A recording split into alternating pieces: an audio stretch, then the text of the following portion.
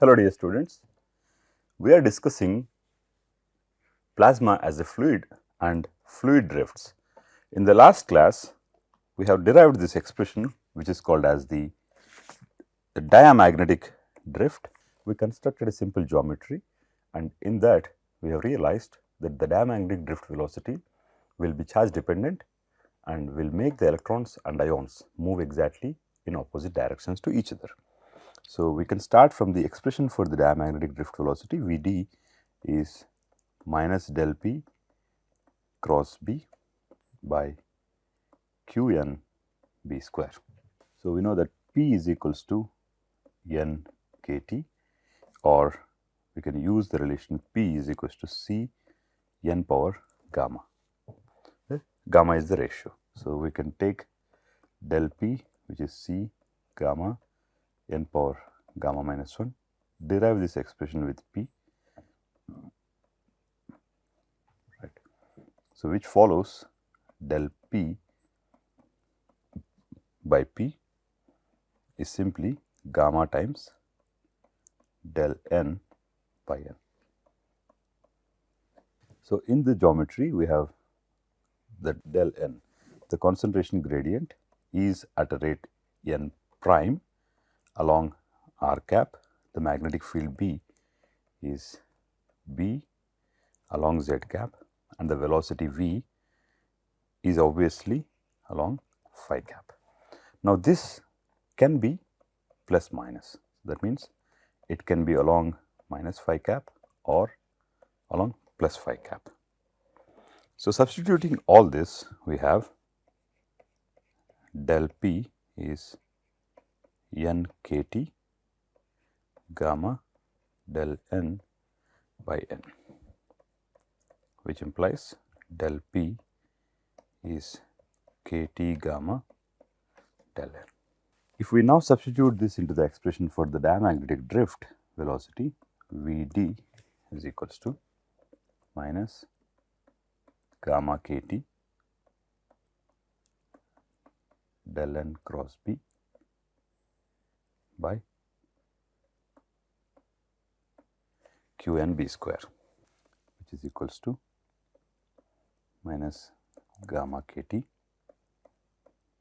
del n cross z cap times b by qn b square. Simplifying further, we can write Vd as plus minus, which is just plus for positive charges, minus for negative charges, and z cap cross del n divided by qn b. Right. So, I have just reversed the curl so that that minus is taken care of. Right. So, this expression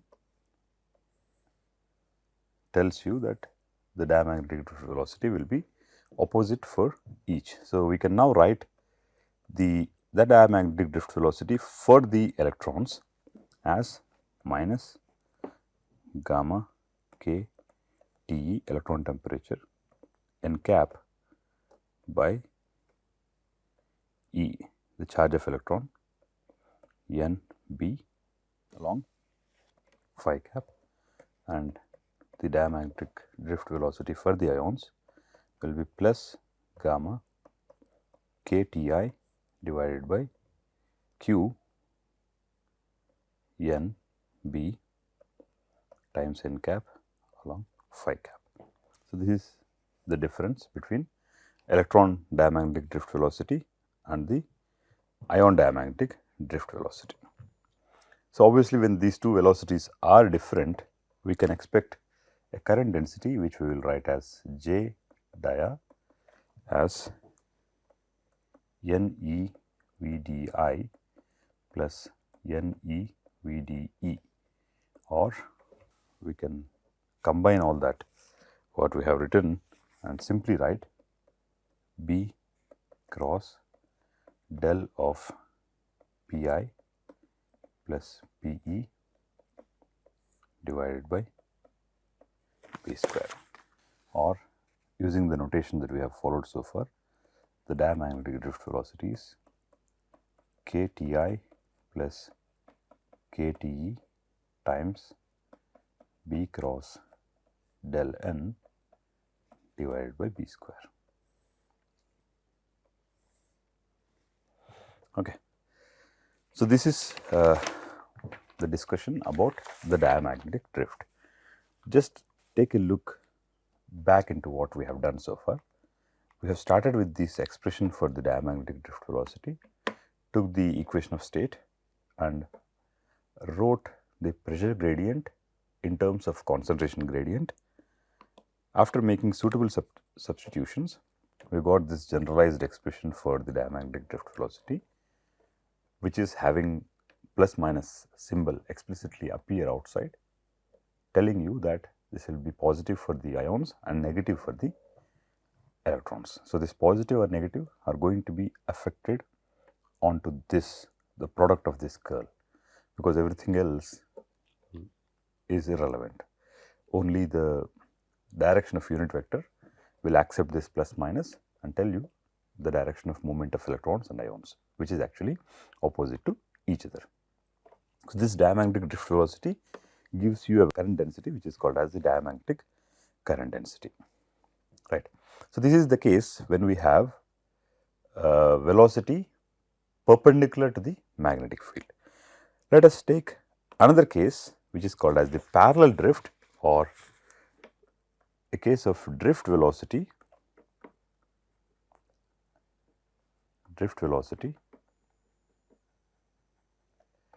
parallel to the magnetic field.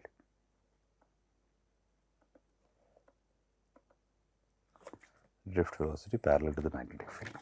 So, magnetic field is, as per the configuration, is along the z direction, and so far we have considered the perpendicular component of velocity and we have derived the diamagnetic drift velocity. So, we can say that if the pressure gradient is not perpendicular, right. So, if this is the geometry, just for remembering, this is the direction of magnetic field that you have taken and this is the direction of del p. This is B and this is del p. Now, let us start with the same equation, which is rho times. Now, we are only talking about the parallel component dVz by dt plus V dot del Vz is equals to Q n Ez minus dou p by dou z. So, before this, what should have been there is Q times n, of course, E plus V cross B minus del p. This is where you should have actually started, and since you are only referring to the parallel component of velocity, since the parallel component is in the same direction of the magnetic field, this term becomes 0. This will sustain, which is, that is why you have taken the same direction, and del p, now you have made the density gradient along the direction of magnetic field. So, all of this tells you that the magnetic field is still along the z axis, and the only difference is the velocity component along the magnetic field will not contribute the Lorentz term. So, here we again assume that the velocity is slow enough to ignore the second order term, or that appears in the total derivative or the convective term, but assume it to be not so small such that the velocity dVz by dt is 0, right. So, that means we can take this Vz, of course, to be small such that the convective term can be neglected. So, only the second order terms in velocity can be neglected. Okay. So, that means dVz by dt is not 0, or it need not be neglected. So, generally in plasma, particles drift much faster along the magnetic field than at right angles to it. So we can start from the equation of state and write it as P C n to the power of gamma. N is actually representing the density. C is a constant. So gamma, you know what is gamma? Gamma is the ratio of specific heats. If you are wondering what is gamma, gamma is Cp by Cv. Now since you are taking plasma as a fluid, all these variables or constants become relevant, right. So dP by dZ is C gamma n to the power of gamma minus 1 dN by dZ. So dividing both sides of the equation by the equation itself. So this is P is equals to C n to the power of gamma. If you do that, you will get 1 by P dP by dZ is C gamma n to the power of gamma minus 1 by C n to the power of gamma dN by dZ. So which is 1 by P dP by dZ is gamma by n times dN by dZ. Now substituting P is equals to NKT or NKBT. So dou P by dou Z is NK dou T by dou Z plus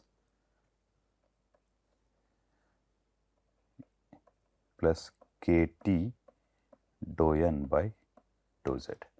We can take the temperature to be a constant.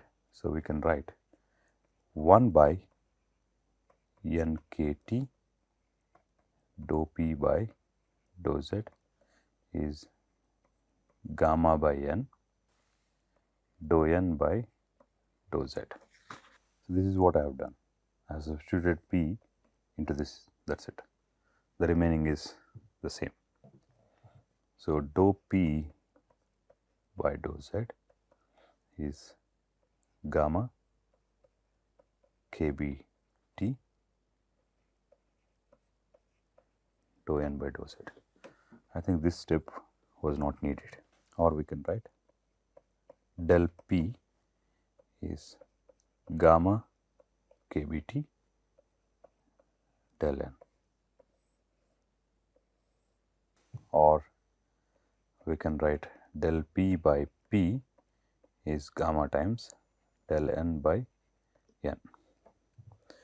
So we can substitute this into the momentum equation now, which is Mn dou Vz by dou T is equals to Q N Ez minus dP over dZ, or dou Vz by dou T is equals to Q by M Ez minus gamma KBT divided by Mn dou N by dou Z. We have used what we had here, that is it. Okay. So this expression indicates the rate of change of velocity, how it is affected by the electric field and the concentration gradient along the Z axis, right. So this is important, along the Z axis, along the direction of magnetic field. So now we have a combined situation due to the pressure gradient and the electrostatic force, both of them.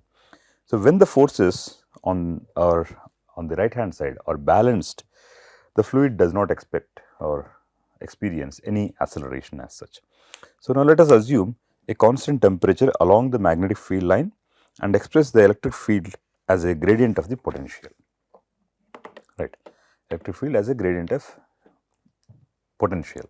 So Q by M, so if these two forces are balanced, so Q by M Ez is equals to gamma kBt by Mn dou n by dou z. Now, electric field is the negative potential gradient E is equals to minus del phi, or if you are referring about one direction, minus dou phi by dou z. So, we can write Q by M E z is equals to minus Q by M dou phi by dou z is equals to gamma kBt by Mn dou n by dou z. So, minus Q by M dou phi by dou z is gamma kBt by Mn dou n by dou z. We can get rid of this m here anyway. Let us say minus Q dou phi by dou z is gamma kBt by n dou n by dou z. Now, let us integrate this equation and take gamma is equals to 1. What we will get? Q phi plus kBt ln n is equals to k. Dou phi by dou z is phi, dou n by n. This will give you ln n, right? You take this dz outside, then what you have is this is equals to constant. This minus will be taken care when you bring the other term to this side, or if you write n, if let us say n naught, ln n is equals to this k is there, right? kB t ln n is k minus q phi, and if you write n is equals to this k is n naught exponential e phi by kBt, right? Or when you take electron, q can be written as minus e, and this relation is the Boltzmann's relation for electron when it is experiencing an external force due to phi, right? So, this is some conclusion for the parallel drift when the particle or when the magnetic field is parallel to the pressure change or pressure gradient, right? So, what have we learned so far? We have seen two different situations in which the fluid experiences a drift. So, as long as you are considering plasma as a particle, we have accounted for drift velocities, but when you have a fluid, the additional force which comes into existence is the pressure force, which is basically because of the concentration gradient, and we have now been able to implement even that force and obtain an expression for the drift velocity, right? We will take a small numerical just to appreciate these fluid drifts, which is like this. We will take a small example. So, we have a cylindrically symmetric isothermal plasma column of, so we consider a cylinder of radius r0 in which plasma is filled. It has a magnetic field, axial magnetic field, which is B is equals to P along z cap, right? Now, you have a cylinder, you have plasma inside it, and you have this z cap direction, which happens to be the direction of the magnetic field, right? Now, we have to think about what else? We have to think about this is r cap, right? So, radially outwards, this is r cap or rho cap, depends on how you write your vectors, okay? And now we have to have radial density distribution. If it is, there is no gradient in the density, then there is no point, right. Now, the radial density distribution is given like n of r is n naught exponential minus r by r square, and number of ions is equals to number of electrons is equals to n naught exponential E phi by kBT. So, what is it telling you? It is telling you that the number of electrons and ions are distributed in the Maxwell distribution function, according to the Maxwell distribution function, and along the radius of this cylinder, the number of electrons or number of ions are having this exponential minus r by r square dependence, right. So, in this case, what would be the, you have to evaluate what is the E cross B drift velocity, and also what is the diamagnetic drift velocity. So, these are the variables that will be given. Let us try to understand the problem first. We have a cylinder in which there is an isothermal plasma. So, there is no variation with respect to temperature. Temperature is constant, and the dimensions of the cylinder are such that it is having a radius of r naught, and along the axis of symmetry of this cylinder, you have a magnetic field B. And how are the number of particles distributed? It is distributed according to this, and with respect to the potential or the temperature, they are following a Maxwell Boltzmann distribution function, right. Now, we have to calculate these two drift velocities. So, what do we need? We need the electric field E cross B by B square, and Q, this is del P cross B by Qn B square. Let us see. Now, we know that n solution, this is the solution, we are trying to solve it. Okay. So, we know that n is n naught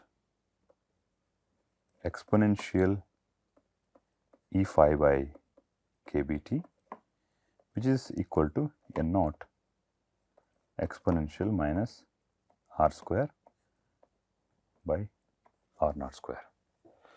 So, there should be some potential that is responsible, because we were not given the information about the electric field, right, but we have a potential. So, this potential can be used to find out the electric field. So, phi, from this expression itself, phi is equals to kBT by E ln n by n naught. From this expression itself, exponential taken to the other side will give you this ln. Now, you know what is n by n naught from this, the other half of this formula. So, we can write kBT by E minus r by r naught square. You see, n by n naught is exponential minus r by r square, right. Ln of n by n naught simply removes that exponential and gives you minus r by r naught square. Now, we know the electric field E is minus del phi, which is minus r cap dou phi by dou r. We know the potential, right, r naught is a constant. So, it is very easy to calculate this derivative. So, we have r cap, if there is a minus inside this expression for phi. So, this minus will go, r cap kBT divided by E 2r by r naught square. If you are wondering how did I write r cap, you have to go back and see what is the relation between the curl of direction of magnetic field and the direction of concentration gradient, right. So, this is the electric field. Now, we have electric field, and magnetic field, of course, magnetic field is B z cap. So, the electric field is along r cap, magnetic field is along z cap, and the concentration gradient is also along the r cap, right. So, we can now calculate the first one is E cross B drift velocity, which is E cross B, this is Vd, E cross B by B square. So, we can write all of this r cap kbt by E 2 r by r naught square cross B z cap divided by B square. So, all the constants will come outside, it is only the curl between r cap and z cap, which will give you minus phi cap. So, it will be Vd will be 2 r by r naught square kbt by qb or eb along minus phi cap. This is the E cross B drift velocity. Yeah, we are now calling the E cross B drift velocity with Ve, right. So, let us follow that Ve. And the second question is the diamagnetic drift velocity, V dia. The formula is minus del P cross B by Qn B square. Right. So, how do we get del P? We have n, we can take del n, which will be a representative of del P. Okay. So, using the notation that we have derived in the class, so del P cross B can be, we have to get del n is r cap dou n by dou r, which is minus r cap 2 r by r naught square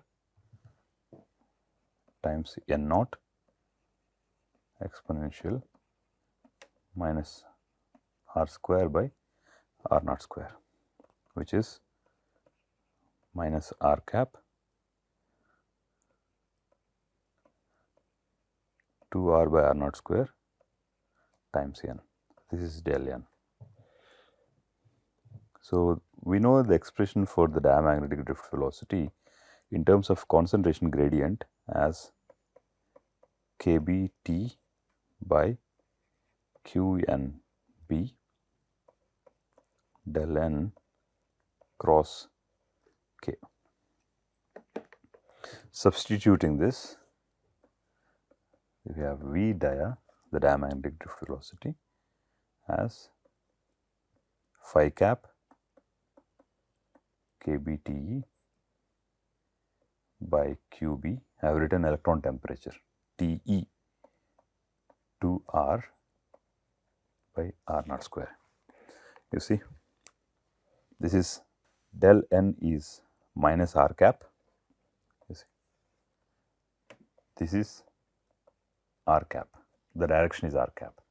The concentration, the low pressure to high pressure is in this direction. That is why I have written the gradient to be exactly opposite, right.